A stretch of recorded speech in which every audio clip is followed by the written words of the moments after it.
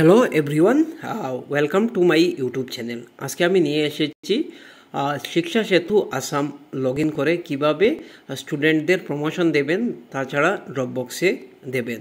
তো এটা পুরো আমি ডিটেইলে বলে দেব, তাছাড়া আমি দেখিয়ে দেব কিভাবে করতে হয়। যেহেতু এক্সাম শেষ হয়ে গেছে, তাছাড়া এক্সামের রেজাল্টও দেওয়া হয়ে গেছে লাস্ট 27 মার্চ বা 28 মার্চে। তো এখন মেইন কাজ হলো শিক্ষা সেতু পোর্টালে গিয়ে কিভাবে বাচ্চাদের প্রমোশন দেবেন। যেমন ক্লাস 1-এ যারা এক্সাম দিয়েছে, যারা পাস করেছেন তাদের ক্লাস 2-তে প্রমোট করে দেবেন। তাছাড়া যেমন ক্লাস 5-এ আছে এদের কি করবেন, তাছাড়া ক্লাস 8-এর যেটা আছে তাদের সেই স্টুডেন্টগুলিকে কি করবেন এবং কিভাবে করবেন, এইগুলি এখন হলো এটা কাজ। কারণ এপ্রিল থেকে শুরু হয়ে যাচ্ছে নিউ সেশন, সেই জন্য কালকেই এপ্রিল। তো এটা কাজ সবার করতে হবে, স্পেশালি আসাম স্কুল টিচার।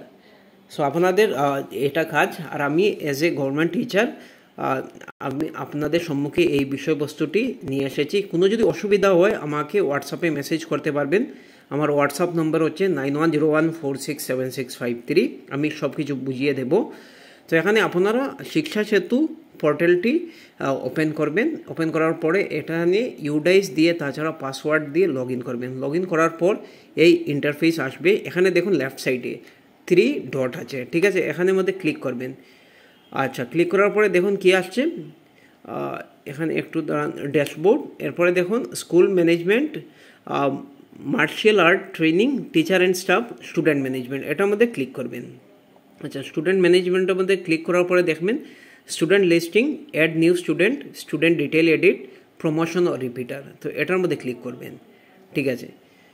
যেমন প্রাইমারি স্কুল, তো এখানে হচ্ছে ক্লাস 1 to 5।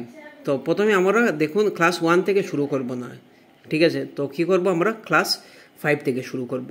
আর যদি 1 থেকে শুরু করেন তাহলে কী হবে, যেমন 1 থেকে প্রমোট করে দেবেন, ক্লাস 2-তে যাবে, তখন মিক্স হয়ে যাবে। যদি কেউ ভুলবশত যদি করে নেয় তাহলে কী করতে হবে, নাম সিলেক্ট করে ওদের প্রমোট করতে হবে, ঠিক আছে। এই জন্য বেস্ট অপশন হলো, যেমন ক্লাস 5-এ যদি এলপি লেভেল থাকে তাহলে কী করবেন, 5 থেকে আপনারা শুরু করবেন কাজ। বা যাদের আপার প্রাইমারি স্কুল ওরা ক্লাস 8 থেকে শুরু করবেন, মানে উপর থেকে শুরু করবেন, তাহলে কাজটি সুন্দর মতো হয়ে যাবে, ঠিক আছে। তো এটা হলো ট্রিক। তো এখানে দেখুন ক্লাস 1 থেকে আমরা শুরু করব না। এখানে দেখুন আমাদের যেটা স্কুল এটা হচ্ছে ক্লাস 8, মানে আপার প্রাইমারি স্কুল। তো এখানে দেখুন আপার প্রাইমারি স্কুল, তাছাড়া এই জন্য আমরা ক্লাস 8 থেকে শুরু করব। আচ্ছা, মনে রাখুন, দেখুন ক্লাস 8। তো এখানে দেখুন সেকশন এ, এটার মধ্যে দেখুন নাম আসছে স্টুডেন্টদের, সিরিয়াল নাম্বার। এখানে দেখুন যেমন এইগুলি স্টুডেন্ট পাস করেছে, তো ওদের আমরা কী করব।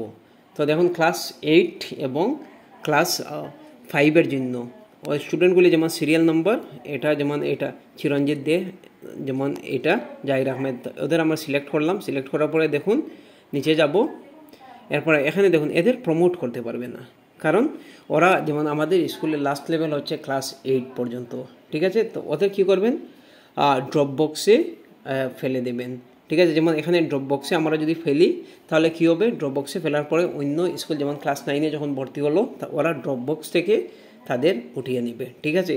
তো এটা করতে হবে। আর দেখুন বাকি যেমন অন্য ক্লাস আমরা ব্যাক করব, এখানে অন্য ক্লাসে দেখিয়ে দিই।